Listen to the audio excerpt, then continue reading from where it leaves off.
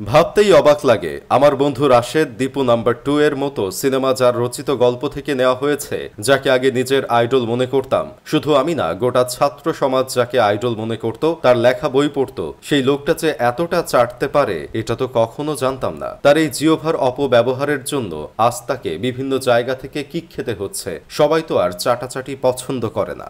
সরকারি চাকরিতে কোটা সংস্কারের দাবিতে ঢাকা বিশ্ববিদ্যালয়ে আন্দোলনরত শিক্ষার্থীদের দেওয়া রাজাকার স্লোগান নিয়ে প্রতিক্রিয়া জানান শাহজালাল বিজ্ঞান ও প্রযুক্তি বিশ্ববিদ্যালয়ের সাবেক শিক্ষক এবং জনপ্রিয় শিশুতোষ এবং বিজ্ঞান কাহিনী লেখক ডক্টর মোহাম্মদ জাফর ইকবাল। সাদা সিধে কথা নামে নিজের একটি ওয়েবসাইটে তার নিজ হাতে লেখা চিরকুটের ছবি ওই ওয়েবসাইটে আপলোড করা হয়েছে। যে চিরকুটে লেখা ছিল, ঢাকা বিশ্ববিদ্যালয় আমার বিশ্ববিদ্যালয়, আমার প্রিয় বিশ্ববিদ্যালয়, তবে আমি মনে হয় আর কোনোদিন এই বিশ্ববিদ্যালয়ে যেতে চাইব না। ছাত্রছাত্রীদের দেখলেই মনে হবে এরাই হয়তো সেই রাজাকার, আর যে কয়দিন বেঁচে আছি আমি কোনো রাজাকারের মুখ দেখতে চাই না। ভাই, একবার চিন্তা করে দেখেন, মানুষের চাটার পরিমাণ ঠিক কোথায় গিয়ে নামলে একজন বিশ্ববিদ্যালয়ের শিক্ষক এই ধরনের কথা বলতে পারে। কোটা সংস্কারের মতো একটা যৌক্তিক দাবিতে একজন জনপ্রিয় শিক্ষককে ছাত্রছাত্রীরা পাশে পেল না। তবে সে শুধু ঢাকা বিশ্ববিদ্যালয়ে যেতে চান নাই, আর পোলাপান তার জন্য এমন এক ব্যবস্থা করতেছেন যেন তার এই বুড়ো বয়সে আর কষ্ট করে কোনো ভার্সিটিতেই যাওয়া না লাগে। চেয়েছিলেন জল,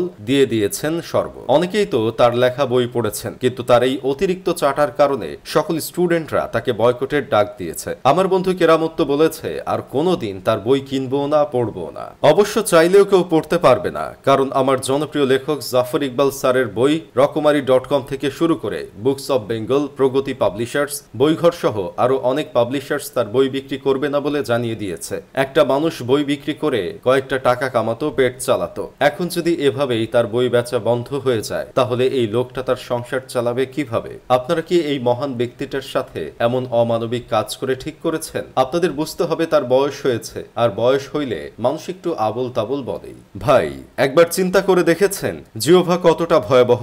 নিজের জিওভাটা সঠিক সময় সঠিক জায়গায় ব্যবহার না করতে পারলেই যেন একদম পথে পথে হয়ে যেতে হয়। তাই কবি বলেছেন, নিজের জিওভা সংযত রাখো, চাটার জায়গা পেলেই চেটে দিও না। সে ঢাকা বিশ্ববিদ্যালয়ে আর আসবে না শুনে কেউ বলতেছে মাজরা পোকা ধান খেতে না আসার কথা বলতেছে। এই পোকা না আসলে কি ধান ক্ষেতের বিশাল ক্ষতি হয়ে যাবে? আবার কেউ বলতেছে এই চাটাবাদী লেখকের বই পড়ে মানুষ কি শিখবে? সবাই কি চাটাচাটি করা শিখবে নাকি? তার এই কথার তীব্র সমালোচনা করে ঢাবির আইন বিভাগের শিক্ষক আসিফ নজরুল বলেছেন, ওনার হয়তো প্রচন্ড বুদ্ধি শুদ্ধির অভাব আছে। উনি আসলে অতিরিক্ত মুক্তিযোদ্ধা সাজার চেষ্টা করে। সে কি মুক্তিযোদ্ধার চেতনা বুঝে? তার মধ্যে তো পড়াশোনাও নাই। সে ছেলে মেয়েকে কিছু শেখাবে তা তো দূরের কথা। নিজের জিওভার দিকে খেয়াল রাখাটা খুবই জরুরি, কারণ বেশি জিওভার ব্যবহার একটু বেশি করলে একদিন জিওভার চাল পাকলা উঠে যায়। তবে ভাই, আমি ভাবতাম আমার হাতের লেখাই হয়তো বেশি খারাপ, কিন্তু এখন দেখি আমার হাতের লেখার চেয়েও খারাপ হাতের লেখা মানুষের আছে। এটা ভেবেই একটু ভালো লাগছে। যাই হোক, শেষমেশ আমি গোলাম হোসেন একটা কাজের কথা কই,